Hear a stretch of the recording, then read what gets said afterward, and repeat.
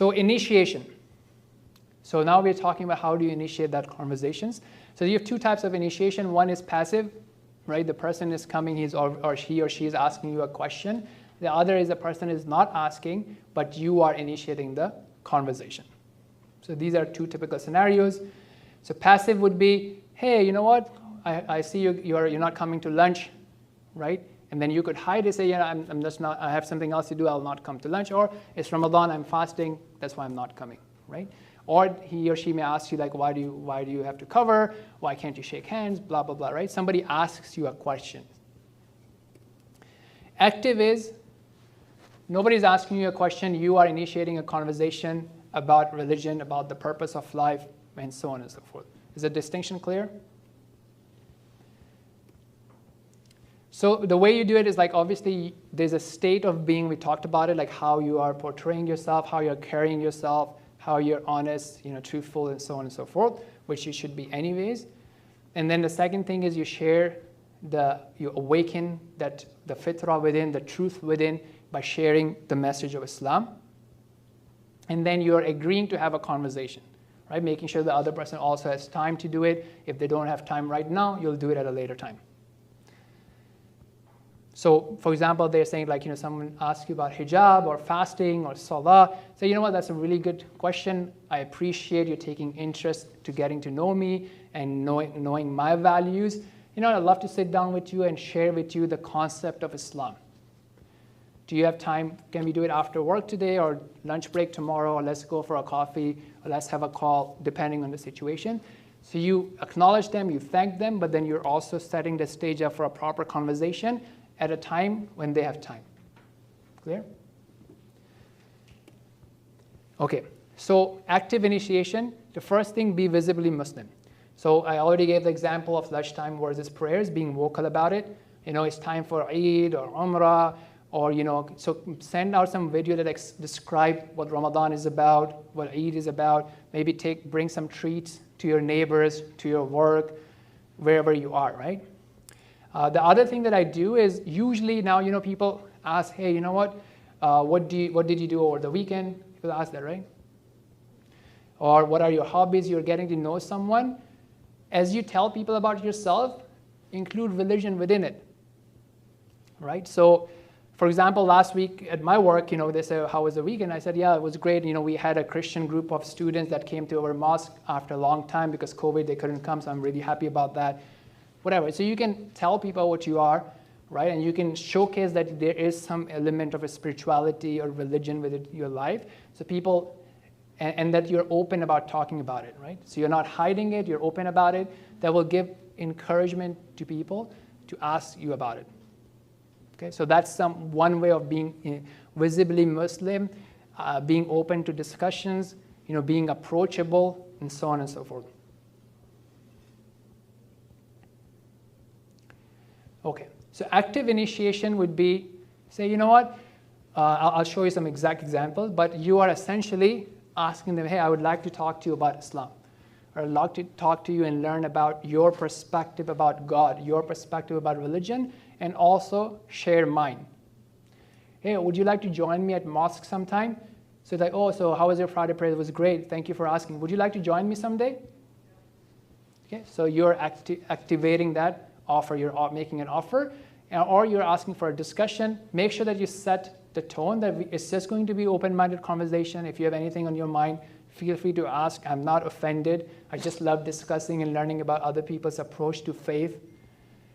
Okay, and this will not affect our work relationship or whatever relationship you have. Right, just a conversation on the side. Just let's get to know each other and see what happens. Questions? Yes.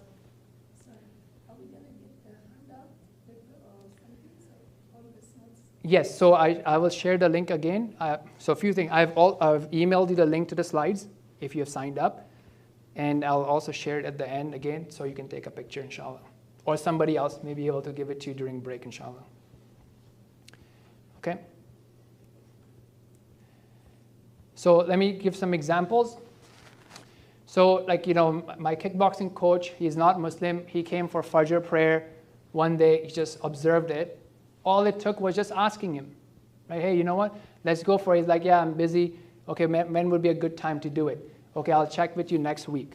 So he came, he prayed Fajr with us, and then I said, let's get together. Let me actually explain Islam to you. He has been to masjid before, but he was attending someone's wedding. He doesn't know much about Islam. So just asking about it, okay? Other options could be people in your building, your neighbors, concierge staff in your building, your other friends from work, gym, etc., colleagues. The only potential thing about colleague, just like heads up, depending on your role, you have to be careful, right? Especially if you're in a senior role and you start a conversation and then you have to give a bad review to person, then the person may say, oh yeah, I just got a bad review because I didn't accept his Islam. So just be careful about that. There's a simple trick. If it's peer, and if you're not in that level that somebody can challenge you, then that's fine. But if you can be challenged, then obviously protect yourself. Make sure that it cannot go that route. One easy way to do that is people leave work, right? When people leave work, I think that's a perfect time to initiate this conversation because now you cannot be affected at work. I'll show you an example. So here's an example, real-time chat. So because I'm remote, this person is in the US, so it's not that I see him in person. He recently left work, as you can see, September 20th. He said, hey, you know what, hope you have a great weekend. As you know, one of my hobbies is to share and have interfaith discussion. I'd love to have a chat with you and see what your perspective about religion is and about Creator and so on and so forth. We can start with a call, or I can suggest some reading, and then we can have a call, right? And I would also say, look, the way I started, feel free to say no or not yet.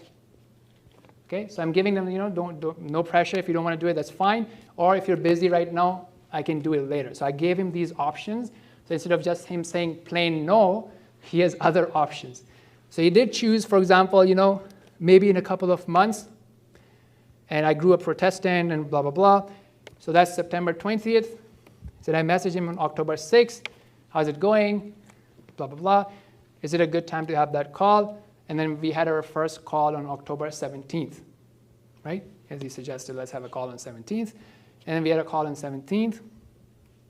Then I had to get to know what his belief was, what does he not like about Protestant, and so on and so forth.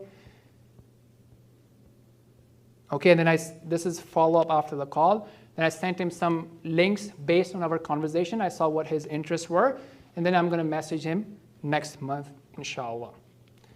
So that went well, but not every conversation is going to go well, okay? So this is another conversation. He's still working at the same company. So I said the same thing, if you don't want to do it, that's fine. And he was like, I could see that he's very defensive, that, I wouldn't convert, and, I'm hesitant about it. So I've left it at this. I sent him this podcast. I haven't started it, especially because we also work in a similar role, and it can potentially be problematic. So the point being that that's something you have to decide if you can do it with your peers or not. I have ongoing conversation with some of my peers who are still working in the same company, same team. For some, I will let them leave the company, or when I leave the company, then you can go back and initiate conversation so there's no work conflict. But again, it doesn't have to be work. You have many other people, right? I said gym, friends, building, neighbors. Okay, now this is really important, and this is what we're going to practice now. So see, this was sort of a rejection, right? It's like, no, I don't want to do it, this conversation. So it's important for you to feel being said no to, right? That's fine. So imagine if anytime you get said no, you get $1,000. I say, you know what? Go ahead and sell this water bottle for me. Any door you knock onto, even if it doesn't buy, you get a $1,000 commission. Would you do it? Yeah. There you go. Okay, so remember, Allah is something, Allah can give you better than $1,000, right? And you're getting one no, usually in a very polite manner. Okay, the Sahaba and the messengers, they were rejected with physical violence. I mean, we already have our brothers and sisters in different parts of the world where they're actually being persecuted for being Muslim. So for us, hearing a no thank you, not a big deal, okay?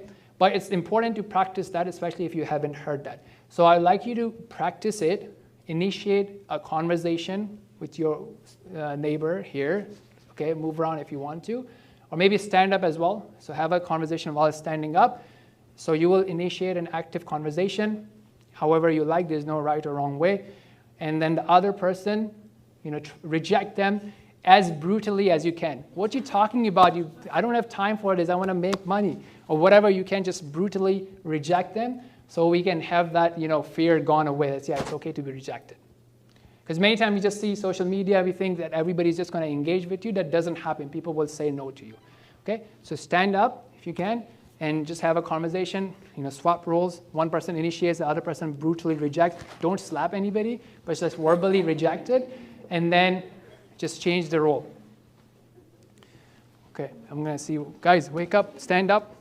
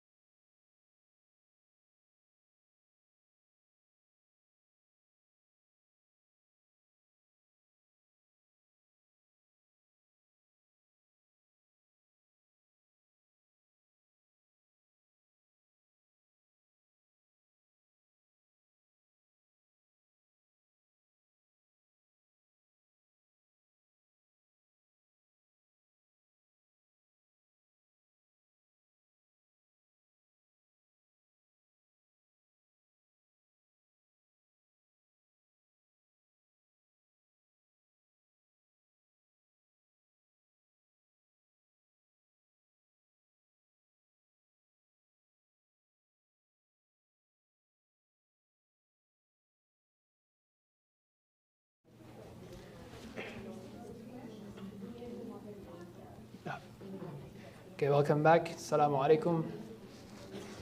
Everybody got rejected? You know how it feels like to be rejected? Let's just get over it and just imagine you're being given $1,000, right, in your hasanat. And maybe in the world too, Allah can, just bless your wealth because of that too. It's also possible. So here are some things that we're going to do about the follow-ups, right? So as I said, I had my first call with my colleague. I'll have more follow-ups with him. But there are certain things that need to keep an eye on. So one is you might see the person saying, I don't have time, right? He doesn't even get on the first call, or she doesn't even get on the first meeting. So gently motivate them, help them see that this is the most consequential decision of their life, okay? You can make a wrong choice of the phone you're purchasing or the car you're purchasing. Big deal, right? Like, it's not going to really, really impact your life. You can change it. Wrong job, wrong career, wrong university, even wrong spouse. It's not as consequential as getting the religion wrong. If they're busy, ask them, hey, do you mind if I follow up in a month? Or something like that. So keep that dialogue open. The other common reservation that you will come across is you will see that the person is having this feeling that, look, I have to quit alcohol and stop smoking and pray 5 times a day. So they might have this subconscious thing that I cannot do everything, so I'm not going to do anything. So you can then help them understand that just like any other area of your life, reading, investment, fitness, you start small, and doing something is better than doing nothing, and then you grow from there. There's also this subconscious thinking that if they don't accept Islam, then the rules don't apply to them. So that's something you might want to clarify, that the rules are for every human being, not just if you become Muslim. So you have to believe in Allah, believe in the Quran, believe in the Messenger, then you have to pray 5 times a day, and this is for every human being, not only for people who choose to be Muslim or are born in a certain family. Some people also think Islam is a culture, right? So you have your own food, I have my own food. You go for, kickboxing, I go for cardio, whatever, right? Different ways of life. That's not what Islam is. We're not calling it to a culture, it's a religion. And sometimes I don't know, I'm not sure. So then you may have to help them understand that, look, you're making a decision based on the data that's available to you today. Obviously, you can change things around, right? But not making a decision is also making a decision by itself. So you may not be consciously rejecting Islam, but by not accepting, you're also rejecting. These are at later stages, but just something to be aware of. The other things that I suggest to people as action item, because many people do believe that there is a creator. I've hardly encountered people who don't believe in some sort of a higher power. So then I say, okay, look, at the very least, have a routine of having a daily conversation with him in your language. Talk to him, say, I'm open, show me the path, give me the courage to follow the right path, and so on and so forth. You can share with them these prayers. So the English one is the translation of Sunnah prayers, but very rhyming ones. The Arabic is the actual Sunnah prayers with subtitles, as an example. Sometimes you may have to help them realize what questions that they are thinking, right? Where are we in agreement with the existence of God, right? Is it very, very likely that the God exists? Are we in agreement that the God would have sent down some sort of criterion, some sort of a guidance, or would have just left us to figure it out on our own? And if you have agreement on those, then the question would be that is Quran that revelation, or is there something else? So you're kind of helping them have top questions, because otherwise sometimes people just go into the nitty-gritty and small things and lose the big picture. So, and yes, actually, yeah, you can stop there.